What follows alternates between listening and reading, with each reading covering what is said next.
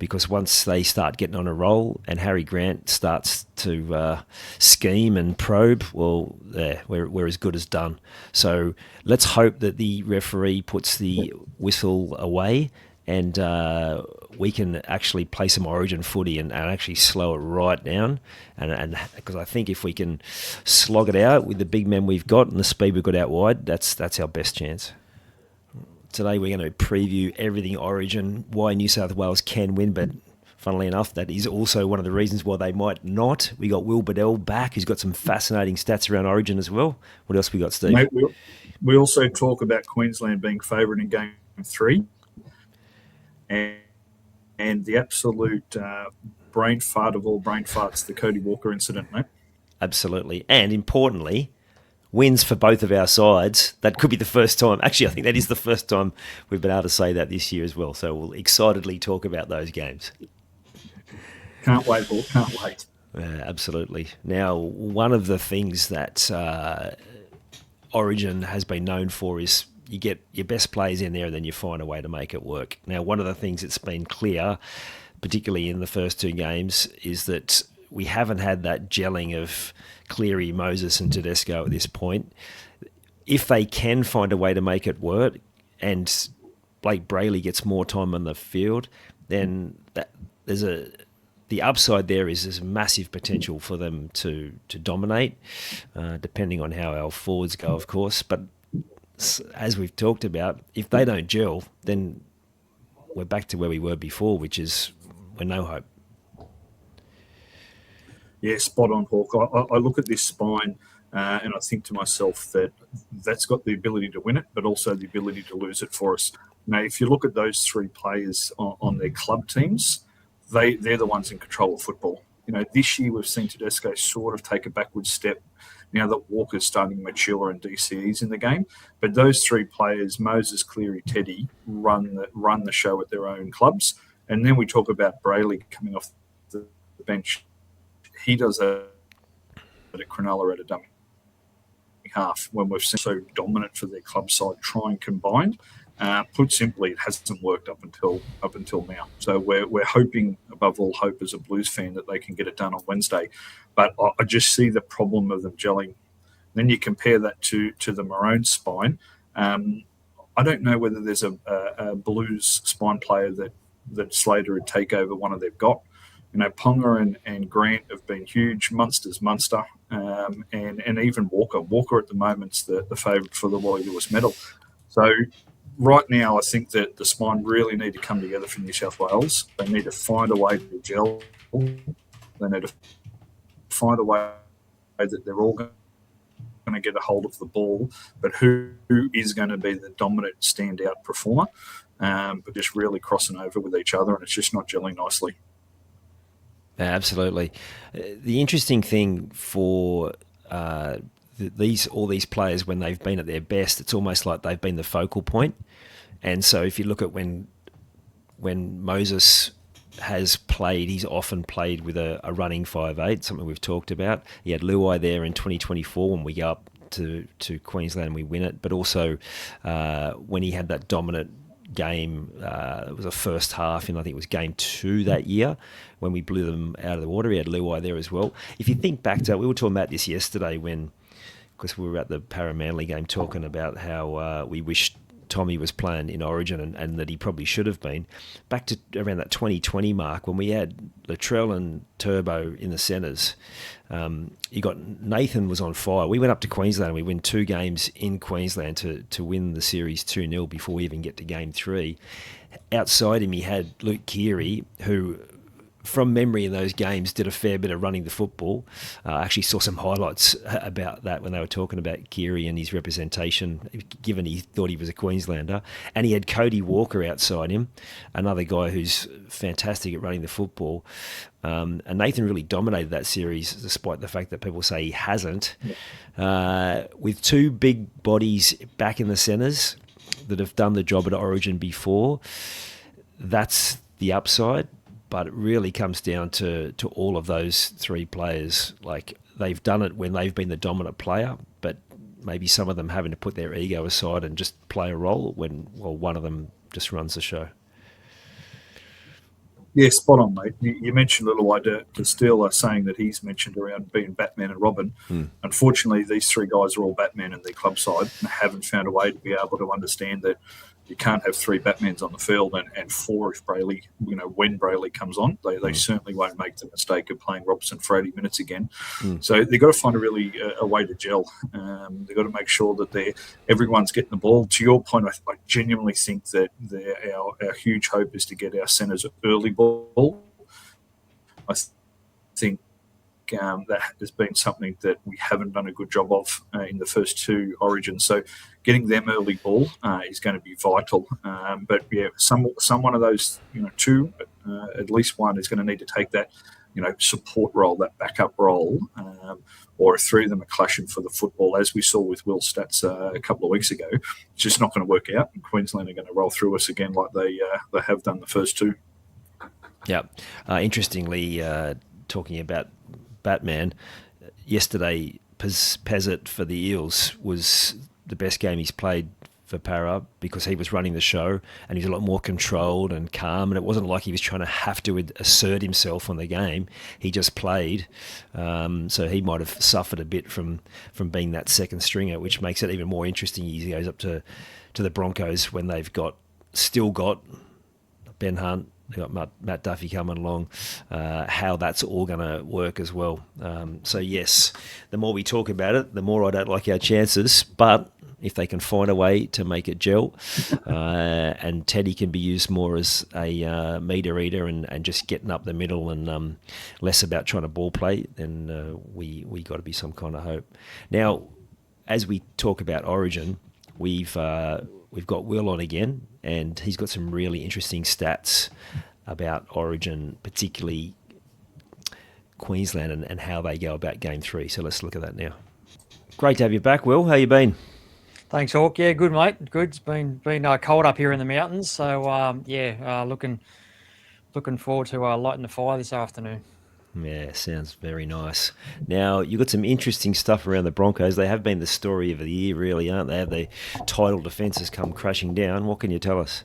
Yeah, the fall from grace, unfortunately. There's been some natural, and obvious external factors in regards to their injuries. They've used the most players in this year, with 32 being used, and probably more importantly to that is the fact that in previous years they only used 27 in those years. So that it's obviously it's eaten into their depth. And one of the key guys, I was actually having a look at the combinations of these of the big three or the big four players who have played together in the same game. And the guys I looked at were the obvious three: Reece Walsh, Ezra Mam, and Adam Reynolds. But I also threw in Billy Walters there, who, as you guys know, he hasn't played a game this year because of his ACL. He just made his return on the weekend. The interesting thing is last year they played them 7 games together. They won 5 with a 71% win rate. They'd really like those 7 wins and this year to get him into the 8. So, he's been I thought it was a good mention as to how important he's almost been the forgotten man in their team. But he's been a big loss, and I think that those numbers would support that. Yeah, really interesting. Like, we saw how well he went, and it was probably his best year in the NRL, but it is so interesting to see just what a big impact he has had not being there. Thoughts, Steve? Yeah, I'm huge on Billy Walters. We've spoken to about him off and on throughout the season. I think he was, they got over the line at the back end of last year and obviously won the grand final. There are a number of those games that could have gone either way. And I think Billy Walters missing this season has been huge. To Will's point, he's played the last 2 weeks in the Q Cup for the South Logan Magpies up here. He scored a try in both. He's been playing halfback. I wouldn't read too much into that. They've got a really good young hooker, Callum Egerling, up here at South Logan. So Walters has played 7, but has been really impressive by all accounts in the first 2 weeks. So I wouldn't be surprised if he finds himself back into the NRL very shortly and desperately needed, to Will's points around those stats. That's pretty telling. Yeah, it is. What else can you tell us about the Bronx, Will? Yeah, a couple of other things, and again, like when you look at a season like this, you tend to look at everything. But I've sort of narrowed it down to I think what Madge will be looking at specifically. If we look at their, just simply put, the amount of points they've conceded in the first part of the year compared to the second part of the year has just been a huge difference. So from rounds 1 to 8, they were averaging only just a tick over 21 points conceded. Now, in the modern day, with more ball in play, that's pretty good. Penrith are the only outlier with 13 points conceded per game. Most of the other teams, well, the best teams are around the 18 or around the 18 or the 20 mark. Conversely, from rounds 9 to 18, almost 34 points per game. Yeah, it's been a huge jump, and the two games in particular, which has probably broken their heart at the end of the day, the game against the Dragons and also the Titans. Like those two games, I'm sure that they were expecting to win those games. Obviously, they lost both of those games. They lost the Titans game in the last minute or so with that great play from Kinney. But yeah, ultimately they say that defense. They say defense wins comps. Well, you're not going to win a comp conceding 34 points a game. Yeah, and do you think that's an attitude thing from what you've seen, or is it the number of people they've got out injured? Is it a system thing? Because we know Ben Teo had a fair bit to do with their defence, and he's moved on. Again, I think it's a little bit of everything, but I like to put it down as well to, I think there's a bit of arrogance in the team, and I think that was highlighted by Payne Haas, who came out and said, they've got to stop the BS, because they're talking about it, but they're not actioning it. And if you look at the amount of comebacks, I mean, if you look at a comeback in nature, you can almost assume that, okay, like you're just taking it easy at the start of the game because you've got it in the bank. There's a little bit of arrogance, I think, there. That's, sort of like an underlying tone there where if you just think it's going to happen, it happened last year, but lightning hasn't struck twice. And there's a few players from that squad who played some of their best ever football last year whose form's really fallen off a cliff, so that actually makes sense. Something we've spoken about a fair bit this year is the impact of playing the Panthers and how the teams perform the following weeks, and you've got a bit of data around the Warriors since they've played the Panthers.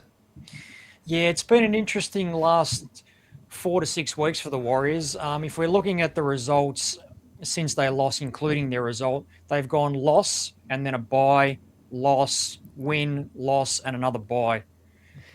You throw in Origin, a couple of injuries in there, and the word that comes to mind is disjointed, maybe a lack of rhythm as well. And since that Penrith game, they're 1 win out of 4 games. And I was looking at some stats with the, if you want to call it the Penrith hangover, the team that plays after after they play on the Panthers, the win rate is only 28% after you play the Panthers. Yeah, that's telling. Which is not unexpected. I think everyone's aware of that, but it certainly just gives it a whole number. But the point about the Warriors is that they've just hit a little bit of a slump, but in saying that, and I say a slump in regards to their standards, but I would also say that if you're going to have a little bit of a slump, now's the time to have it. We're coming out of Origin next week. We're going to have another 6 or 7 games under our belt. That's more than enough time to get back into the groove.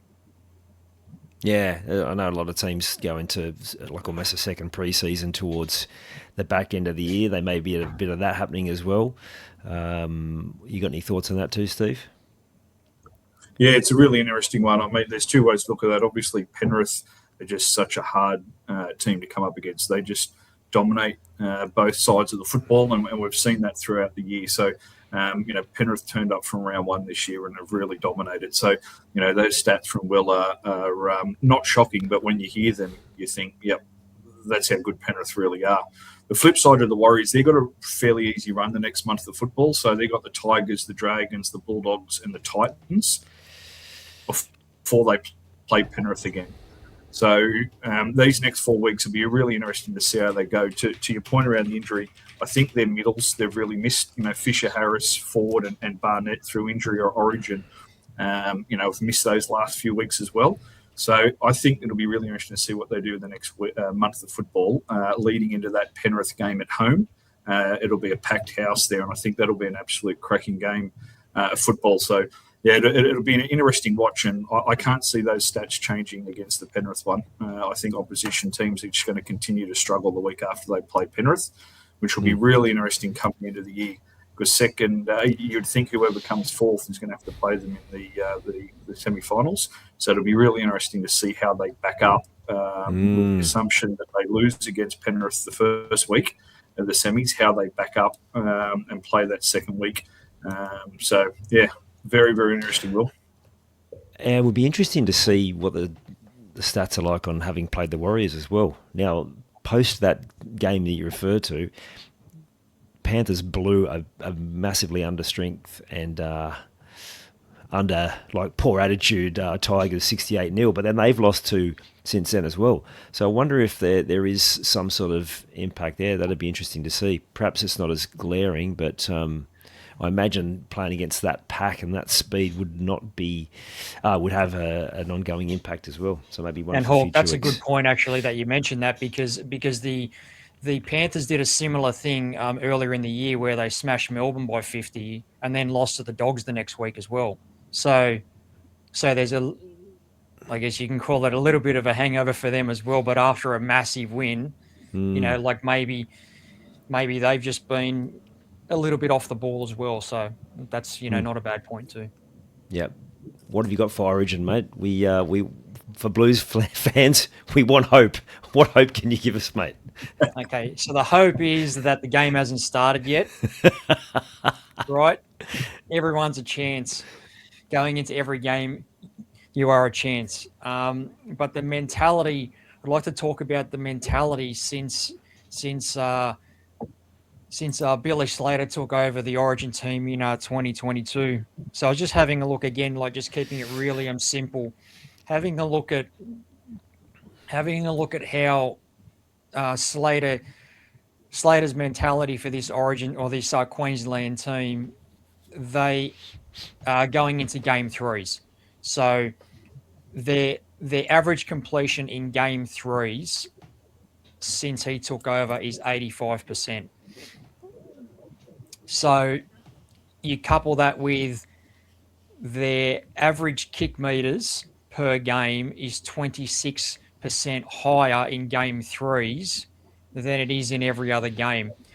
The reason I believe that this is so significant is because they have got better every game, and that's what the stats also say, going back to even 2018. But Queensland, based on those numbers, they won't beat themselves. New South Wales have got to leave it all out there. They got to go for it. They just got to go for the throat. If you actually look, I went back and I had a look at the decider of 24, where the halves were Moses and again Luai in that game where Bradman Best scored in the corners. Great Origin game. It was 2-2 for most of the game, and then 4-2 as well. But New South Wales backed themselves. Ironically, they kicked high a lot to Zach Lomax on the wing. We've got another kick target now in Jack Bostock, so I'd expect to see that as well. I'd also expect to see a lot more early ball to Bradman Best and Stephen Crichton. And they've come back into the team. But Queensland won't beat themselves. That's the bottom line. New South Wales have got to go for it, leave nothing out there, go for it from the moment that game starts. You've got to go for it. Yeah, so from the sound of that, it's almost like something that's been talked about in the last week or so is that they end up with their best team by the last game, which is probably true, but also getting that right rhythm, that right cohesion. But it also probably talks to the fact that if they've completing high, then there's probably whether they simplify the game plan or it's more like we're going to make sure we're still in this game in the last 20 minutes because we know we're a big chance. Be obviously we're not going to find out the conversations, but it'd be so interesting to hear if they do change that game plan with a little bit of different intent, knowing that they always come home strong. You got any thoughts on that one, Steve? I think you've hit the nail on the head, mate. I think that all points to, Queensland playing that really controlled, dominant, effort-based game that they're renowned for. By the time they get to game 3, they know they take it deep. To Will's stat, the big one there was the kick for me. Like 85 is a huge stat, but that kick stat's massive. So really kick well, back their defence. They almost pulled it off against 13 on 12 in Origin 1. After the send-off, playing that simple football, really effort-based. So, once again, Will, you've killed it with the stats, mate. That's really interesting and paints a picture for what we can expect on Wednesday night. Absolutely. Thanks again, Will. Mate, always super interesting, but you've actually brought some stuff to the table today, which I think will surprise many as well. So thanks. No worries, guys. Thanks. Have a good day. You too, mate. So when we come back, you can just dive straight into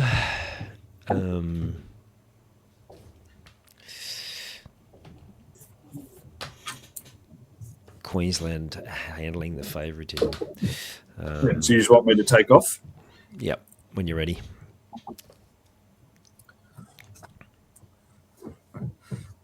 Yeah, that was bloody interesting from Will there, Hawk. To see the way Queensland play in Game 3, the way they shift. Yeah, they're more consistent with their games. They're more consistent with their team selections come Game 3.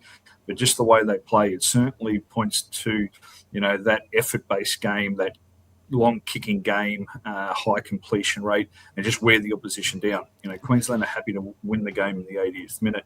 So it'll be really interesting to see, they talk about Queensland being the underdogs in years gone by, and that's obviously started to change over the last few years. But Game 3, the expectation is Queensland's going to win. It'll be an absolute full house at Suncorp Stadium. So that points to the way they're going to play for mine. Those stats around 85% completion rate, long kicking game. They'll kick early. They'll chase hard and let their defence do the work in that effort-based football. So it's very interesting to see how they're going to handle it on Wednesday night. Yeah, absolutely.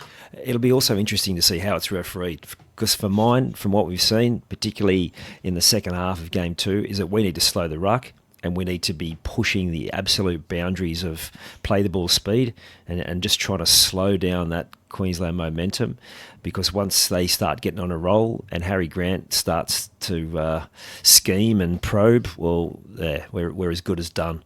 So let's hope that the referee puts the whistle away and we can actually play some Origin footy and actually slow it right down. And because I think if we can slog it out with the big men we've got and the speed we've got out wide, that's our best chance. Yeah, mate, I'm expecting a really skinny 10 metres. I think both sides will be a step and a half offside the entire game, at least until the referee starts blowing the whistle. So I'm expecting a really skinny 10. And then to your point, both teams will try and control the ruck as much as possible. It has been an absolute blight on the New South Wales forwards, the way that they've left Harry Grant dominate through the middle. The market defence hasn't been good enough. And neither's the A and B defender. So it's certainly something New South Wales will try and control with the ruck speed to slow Harry Grant's options down. And then from there, it'll be up to the referee to see how far he's going to let them push it before he starts blowing the whistle. But look, there's no doubt we're in for an absolute cracking game of football. But to Will's stats, that's how Queensland's going to do their best to try and have that favourite tag on them. A little bit more conservative early, complete our sets, kick well, effort-based, and we'll beat you in the 80th minute if we have to. Betting man, you're going to back Queensland to get the job done in the last 20 minutes, because they, more often than not, they're the team that does. We have had the odd moment over the last few years where we've actually been able to close out games, but history has got a pretty strong reminder for all us Blues fans that if we're going to win this, we need to be getting ahead as early as possible and getting a bit of a lead out, because if we're trying to hang on, it's not going to happen. No, definitely, mate. And to that point, I still think he has to change the starting forward pack. I think we need to get out to an absolute flyer. He needs to find a way to make up for 250 metres out of the backfield. Now, certainly, Bostock will take his share runs, but he's not going to do what Tuo's done. So I still think they're going to need to be a little bit quicker in the legs early. And don't be surprised if Radley finds his way onto the bench. If they can work out the fact that they've got to come up with these metres, you can't see the big three, the Fennell Blakes, the Hasses, the Barnetts, getting themselves behind the ball in those first three tackles early in the game. So we're going to need those quicker players early in that first 20 to try and get the ball down at least over halfway for Moses and Cleary to do the kicking game. So I'm expecting some changes on the bench on the back of that, but that's certainly New South Wales' option. They've got to get out to a flight, try and get caught up, and hopefully they can get a couple of tries early. Yeah, and so for my money, that's why Cam Murray's got to start. He is the sort of forward who can get back and he can be there early in the set. But I think also it's why we're going to really depend on Best and Crichton to churn out big meters coming out of their own end to make sure that we're supporting Bostock, to make sure it's not left all up to him. There's going to be some meters to be eaten up by someone else without Tyro there. So it really will be a test of that back five, and it's mate, tough gig, but fingers crossed. Cody Walker, for all his brilliance, man, he's got some brain snaps when he just gets a bit too fired up, mate. Yeah, for me, this was atrocious on two halves. You've got a grown man who's just done that on the football field. Not only you talk about letting his team down massively, the supporters, etc., but mate, for mine, you can't pick and choose when you want to be a role model. Cody Walker's does a lot in the community, and then he goes and does something like that. It's just atrocious. And then from the NRL's perspective, I think they've missed it greatly. For him not to get sent off and then for only to get 1 week suspension, for me, is not good enough. There's kids all over the East Coast watching Cody Walker. He's their hero. And he's seen them do that and only get a 1 week suspension, 10 in the bin. I just don't think it's acceptable at any stretch. I think he should have got sent off immediately, and I think it should have been quite a lengthy suspension. So the NRL have made it clear to everyone, all the way down to the under sixes, that you just do not kick on the rugby league field, because I don't care what anyone tells me. That was a kick, and you shouldn't have done it. And it was absolutely unacceptable. This wasn't a young fella who's only just started playing the game. This is a 36-year-old grown man who leads his club into an NRL game, and that was simply not good enough. So just off. Formal round for mine, mate. Yeah, crazy. And he's always flown pretty close to the wind and had that edge about him and reacted. But yeah, that's a step too far. It didn't do any damage, but like you said, horrible look. We'll come back to that particular game. Let's get into the reviews. One thing from the weekend that I thought was very cool was how many of the players did the bow and arrow try celebration as a tribute to Dry Arrow. Yeah. Again, it's just a great example of how our game comes together and supports people. Pretty impressive. Panthers Rabbitohs. Now, I didn't think, as much as they blew Para off the park the week before, I didn't think they were that great, considering just how much ball we turned over. They were clunky, and they were clunky again on Friday night. I saw an interesting stat from Clarkie's rugby league page today, and he was talking about how the teams that have beaten Penrith have taken them out of their system, and they've thrown something different at them. He quoted the Bulldogs and the Cowboys game. The Rabbitohs looked like they were trying to get in the grind with them and out Panthers, the Panthers, but that's just not going to happen. No, spot on, mate. The completion rate wasn't good enough. Obviously, the Cody Walker 10 in the bin certainly didn't help. South at the time as far as the scoreboard goes. But they just didn't look like they were connected, mate. The 77% completion rate's not where it needs to be if you're going to beat Penrith. It's not where it needs to be if you're going to beat anyone, truth be told. I thought Penrith just did enough in that first half, especially just, it was 12-10. They just got through the work where they needed to. And then, like Penrith quite often do, the second half they hit the afterburners and just took off. I thought Jenkins, once again, got pointed to the 3 tries, but just the way he's carrying the ball at the moment, his defence, he's playing really, really tough footy. So I think that was really impressive. So for mine, Penrith train just keeps rolling on, even without their origin players. And South, to me, just look like they're going to be one of those teams that, at best they're going to hover in and snag an 8th spot. But it doesn't look like, especially without the absolute full-strength team on the park, that they can match it with some of these top teams. Yeah, absolutely. Milky Jenkins, what a player. Interestingly, he had that time in Newcastle where he battled, and then he's come back to the Panthers and just absolutely excelled. That stat around number of try-doubles, which it looks like he's going to knock off this year, he's up to 11. That's phenomenal, because that's a record that's sat there for a good 7 years. But let's just talk about, was it the second try where they looked at and saw whether he got the ball down or not? Now, it looked like he probably did with a finger on it, but I was confused, because in it, I'm like, well, the arm carrying the balls touched the ground. Doesn't that make it a double movement straight away?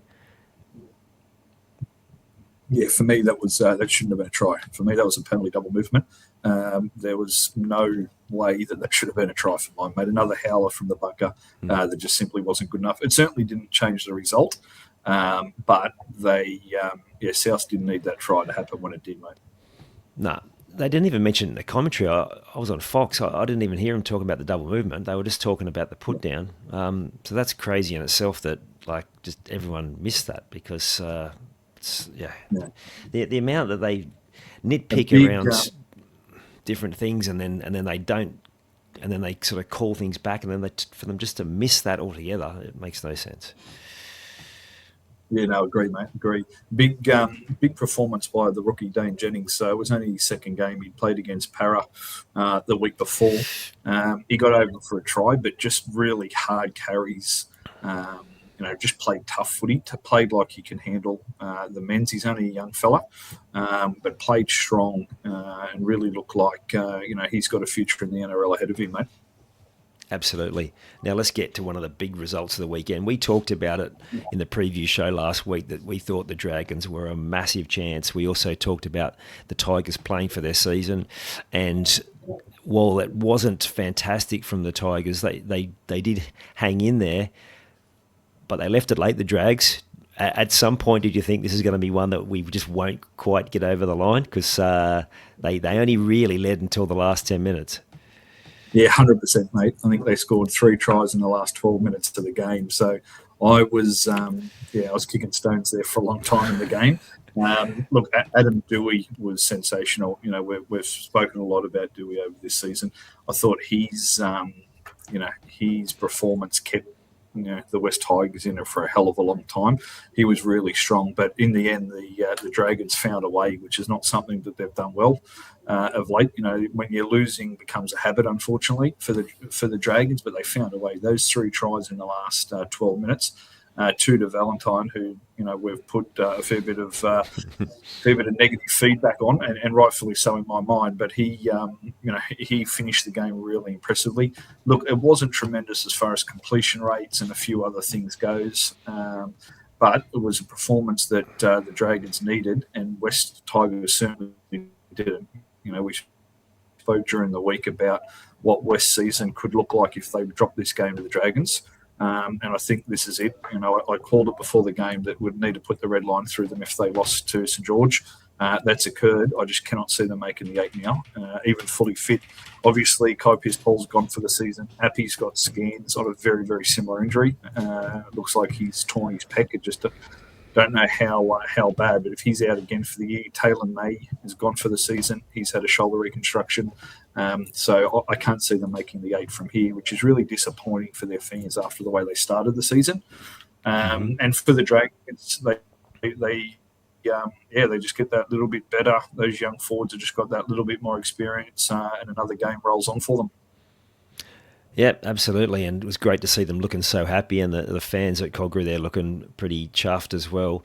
Yeah, the poor old Tigers, if you look ahead at their draw, it's suddenly looking really challenging. They have got the Warriors, the Dogs, who have hit a little bit of form. Then they have to go down to Canberra. Now, that's always a tough trip, but particularly when you're not in form. Then they've got the Eels Dragons double. Now, if both of those teams turn up how they turned up on the weekend, both teams are defending better. If they can find points and the Tigers still are playing as inconsistently, then they're going to be tough games. And they've got the Roosters away, the Cowboys away, and the Panthers to finish off. That's a tough run home. Yeah, it certainly is, mate. That's why we called it on our last episode, mate. I just can't see. They desperately needed to beat St George on the weekend. I think Benji even made reference to that in his pre-game interview. So they're fully aware of how tough the road is. They've definitely got to beat St George next time around, and they've got to take Parramatta on and knock them over, and then hope that they start to get a couple of these bigger scalps. But without KPP and Appy, Taylor May, with all due respects, they're three of their better players. So I think this season now for the Tigers is done. It'll just be where they can finish and how they can regroup and make sure that they finish the year on a high, get ready for next season. Yeah, absolutely. I heard Kenty and Paul Crawley talking about it before this weekend, saying the Jerome Luai experiment, if he doesn't take him to the finals, then it's an absolute failure. Well, they're not going to make it this year. That puts a lot of pressure on him next year to get the job done. They're going to need a bit of luck next year, because what we're seeing is that some of these players are still a bit away from having that consistent football. But he went there. He talked it up a fair bit. So far, hasn't delivered, and he might have had a few things running against him this year. But he's going to need to continue to take him in an upward trajectory next year. Otherwise, he's going to go to the Chiefs with that almost, I don't know if it's a blight, but definitely a cross against his name for what he was able to do at the Tigers. And maybe it'd be a bit unfair, and maybe some of that will show in the cultural changes he's been able to help Benji put in place, which will give him success in the future. But just for straight out results, he's not going to see it there.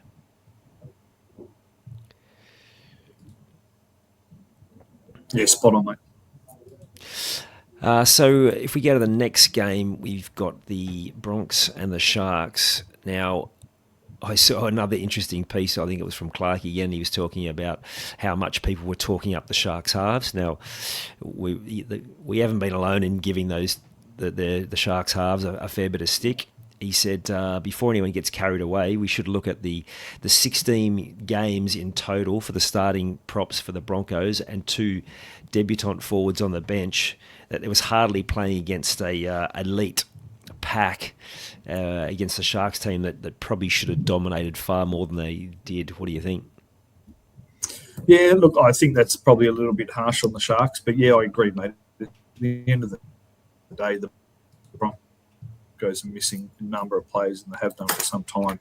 Obviously, Origin is a big miss for them, but 2 key forwards with Haas and Carrigan, really puts a dent in them. Then we talk about Billy Walters with Will's segment. They're 3 of their key defenders in the middle. So it is very, very challenging if you're going to take 3 key middles out of any team, Penrith Warriors included. So I can certainly see his point. But look, at the end of the day, the Sharks did enough to win. I still think the Sharks are off the mark a little bit. I don't think they're going to be able to mix it with the Warriors and the Panthers. But they're winning the games that they need to at this time of year. So they can put themselves up. I think they're going to be a little bit short to make the 4. I think they're going to be pushing uphill there. But, if they can, get into that sort of 5th, 6th spot and get a home semi in week 1, you never know what happens when a team's going to come off a trip to Penrith or a trip to New Zealand, and then the Sharks get them second week of the semis. You never know what might happen for the boys from Cronulla. Yeah, absolutely. And we've just talked about a couple of other teams that might be battling around the bottom of the 8, so they may run into a team that's kind of limping in anyway, and that you would think that they still would get through to the second week of the semis, but I can't see them. I'm with you. Can't see them doing too much more than that. Yesterday's first game, Eels Seagulls. What a cracking day it is, getting out there early. The sun did come out for a while. I didn't see this coming. You know what we always laugh about? You know when it's a team that doesn't travel in terms of their fan base, that the crowd will look fairly empty, but they'll put up a crowd figure and you'll just be like, there's no way there's that many in there. And yesterday it looked half empty, and they called it 18,000, and like, there's no way there was 18,000 there yesterday. I don't know what's going on with the crowd figures, and then when I got home on the TV and I saw that, you see the wide shot of the stadium, and it's like, mate, there's no way. It's really interesting, the creative accounting that goes on. I think, but they must have been. Yeah, they must have been counting legs instead of bodies, mate. Exactly. I've talked about it a fair bit, that when the Eels can complete high, their young team is having a good crack. They defended well again without having to defend too many multiple sets, but they did repel a pretty talented Manly side a number of times. Obviously, again, Manly weren't at their best, but again, they still threw plenty at us and they defended well. It's good to see some of those young forwards in particular having a real crack, but the bloke that excites me most, and he's not re-signed for next year, and no, it's not Dylan Walker, who was amazing again yesterday, the incredible flick pass, but Ronald Volkman. I was joking yesterday with the boys, keep him, move Moses on, and use that extra coin to go hard at some other marquees. That he's been that good, and for a kid playing his 18th first grade game, he's doing a great job. Yeah, mate, he has been, and even just sitting back watching the game, look, Manly weren't great. Their completion rate was 65%. They just continued to find a way to make errors, but Parramatta were there to capitalise on it, and that's the big thing that Parra probably hasn't done in the last sort of month or two of football. And yesterday they did that quite well, and Volkman was had his hand in everything they did.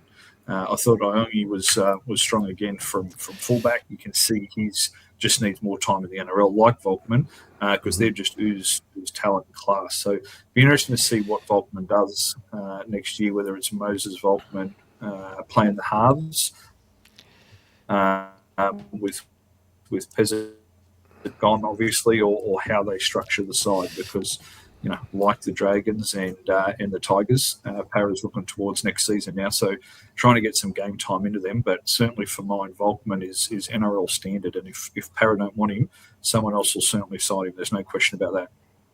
Yeah, apparently he has got a decent money offer on the table from English Super League, so fingers crossed we hang on to him. Pezzet's an interesting one. He was good yesterday, but I do hope that if Moses is back next week after Origin, that they keep Volkman in the side. And then it comes the question is, if they do hang on to Volkman, well, what's happened to this idea of they got the couple of young fellas coming through, or playing Cup and Flegg? Like, what was the point in trying to build towards those guys if now you've got someone else coming in? Or is it just thinking, okay, well, we've got to rethink things, Volkman's playing out of his skin, let's make it work. Interesting times. They're definitely banking on youth, but which direction they go with youth, that will be the part that remains to be seen. I saw enough again from Tom Trbojevic to just make me wonder how he's not in the Blues jersey. Every time he touches the ball, he's such a physical presence. He is a huge man, and he just toyed with our defence at times. They couldn't wrap up the ball. He had offloads. Every time he got a couple of passes wide, he's so concerning to the defence that he creates space outside him at will. Mate, let's hope that we can see him fully fit for the rest of the year, because it's not often that people say, everyone loves a certain player and people mean it, because I don't know anyone who's got a bad word to say about him, even, supporters of the opposition. All the Trbojeviches are the same. There's no one has a bad word to say about any of them. The Manly's run home's pretty handy. There's a couple of tough games in there, but there's a couple of certainly winnable games in there. So I thought they hopped off the bus and expected to blow Parra off the park. They expected just to go through the motions, and I think that was the catalyst for all the errors. So obviously they're not going to get their full side back. Joey Walsh will play 6 for them for the rest of the season. But if they're fully fit and switch back on again, they're certainly a top 8 side, Manly. And to your point, Trebojevic, if everyone's firing and everyone's switched on around him, he's going to cause some absolute carnage on the way home. So they've got some hard games, admittedly, but they've certainly got some winnable games. And anything at Brookvale, no matter who they're playing against, they're an absolute chance at. So with a bye still up their sleeve and certainly some winnable games, I'm picking them there to continue to hold on to their top 8 spot. I think you just chalk that one up to a little bit of complacency there, mate. Yeah, and they've been up for a long time as well. Joey Walsh, he is a baller. Like, he had some great moments where attacking the line, he pulls off an intercept, the try when he just ploughed straight into the padding on the post and gets it down. But he just had other moments too where you can just see he is going to be a quality first grader or better for a long time. He's a bigger frame than I thought, having seen him in the flesh the first time. Big upside. I think absolutely. Having foreign there will help him, certainly, mate. I think he's going to make some errors like he did on the weekend. That's part of the learning process, mate. Having that goldfish mentality, he'll be good. They've got a really important game. I know we'll talk about it on Wednesday's episode, but they've got a very important game this week against the Cowboys. So a team that they'll be really competing against for that bottom half of the 8. So it'll be a very, very valuable 2 points to whoever wins the game at Brookvale Oval this coming weekend. Yep, and if anything, it's the his halves part that's going to have to step up, because Jamal Fogarty, that is a game that he should have been out of ice, and he's still been inconsistent, shall we say. So he's going to have to continue to get better as they head into finals, or it's just not going to happen. Now, one of those teams that we thought would be hovering around that bottom half of the 8 is now entrenched in the top 4, and despite the fact that both teams were missing a heap of their first graders due to origin and injury, pretty impressive performance from the Knights, because we've known them for blowing teams away, and they did a little bit of that early on in the game, but this was one that they just toughed it out and ground out a pretty impressive result. Yeah, huge 2 points for the Knights. It really was. It was important for them, not only to solidify their spot in the 8, but to your point, push for the top 4. They've actually had the second most wins behind Penrith with the 11. So all the other teams that are coming second because of buys have only had the 10 wins. So really interesting spot the Knights find themselves in, and not one that I thought we'd see.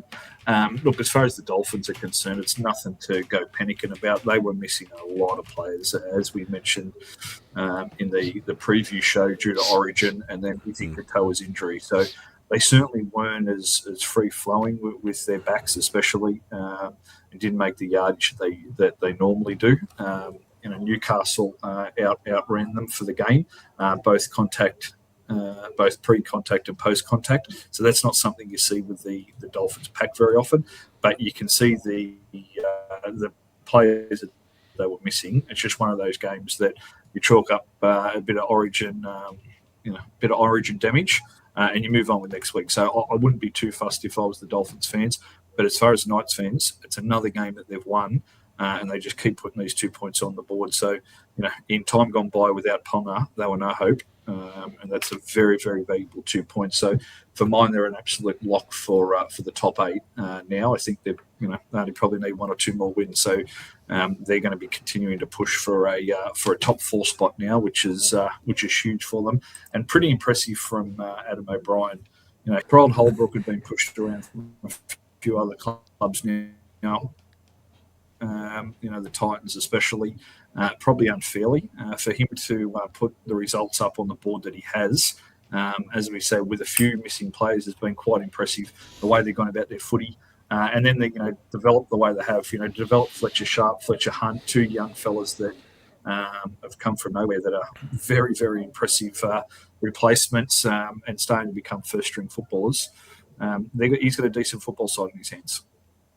Yeah, and more points for Dylan Brown. Everyone said, well, is he capable of playing the number 7? He's kicked the all-important field goal. Maybe there was a little bit of, he did have a chance to play in the 7 when Moses was out, but maybe just having that presence there was intimidating. The fact that now he's been given the keys to the whole thing and running the show, yeah, maybe he's a better halfback than he was given credit, because he got the job done there as well.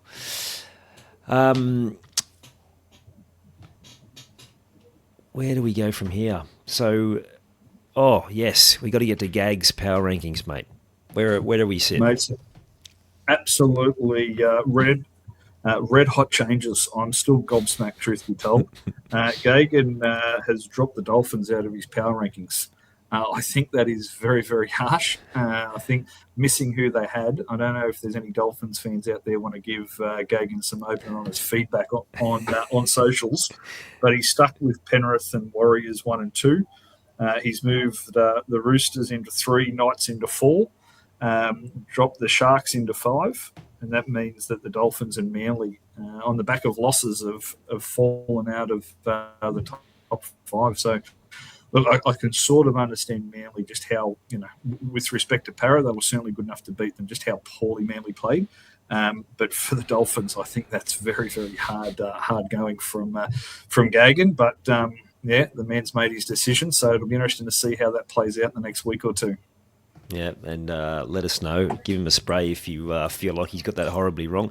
For me, Manly have come off the boil a bit, so them sliding out the back door are not surprising. And as much as you say the Sharks, they're got a bit of a way, they are definitely on the improve, so I can see that one. But and we've just talked about the Knights, but the Dolphins dropping out altogether. That's criminal, unbelievable, and they're still. Yes, well, he might go on. He might have some egg on his face this week. Dolphins play the Sharks Saturday afternoon, so it'll be interesting to see how many back up for the Dolphins. But if the Dolphins put a score on the Sharks, you'll certainly be hearing about it Monday morning, mate. Don't worry about that. Yeah, who does he follow? Just out of coincidence, he's not a Broncos fan that hates the Dolphins, is he? No, he's certainly not, mate. He's a Para junior. He did play some time at the Sharks. He did have a season or two at Cronulla. So maybe some old.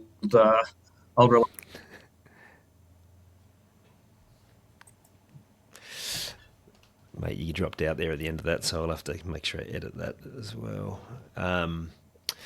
We talked before about maybe how the finals makeup may fall. The Knights dropping into 5th, the Sharks into 6th. Suddenly they're 2 tough away games. Mate, you want to make sure you're finishing above them. Given we're going to be the neutrals watching this, it's going to be a fantastic countdown to the finals, and you think this is going to be one of the best final series. They seem to say it every year, but the comp this is as close as I can remember seeing it. Like between 2nd and 9th, it's 2 wins. Yeah, I agree, mate. I think this is the last, mini bye round, as we call it, with 3 teams on the bye. Once we get through this bye week, we get Origin players back. The ladder will start to take shape. There won't be as close. So I think it's going to be an absolute cracking last sort of 6 to 8 weeks of the NRL. And then I think this final series could be one to remember. I certainly think whoever travels over the ditch to play the Wales in week 1 of the semi-finals is going to be up against it. We know what Penrith are doing. And then there's a few teams down below that can certainly blow any team off the park on the given day. So I think not only that first week, but that second week, I think is going to throw up some really interesting matchups of the semi-finals. So I would love to see a Blues victory here and then put Origin behind us and start a countdown to what should be an absolute cracking semi-final and final campaign. Well said, mate. Enjoy your night out there. I hope you don't get too bashed by the by the crazy Queenslanders, and let's hope that you're able to walk out of there with a smile after a fantastic Blues victory. Let's hope for it. Talk soon, mate.